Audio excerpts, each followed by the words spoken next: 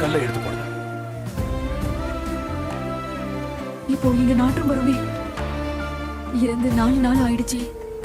மார்த்தாள், நிச்சயமா இது ஒரு சின்ன விஷயம்ங்கிறது உனக்கு தெரியும். நீ விசுவாசிச்சா தேவனுடைய மகிமையை காண்பாயின்னு நான் உனக்கு சொல்லலையா?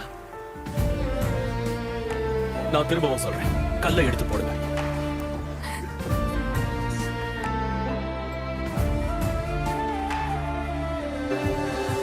லாசருவே, வெளியே வா.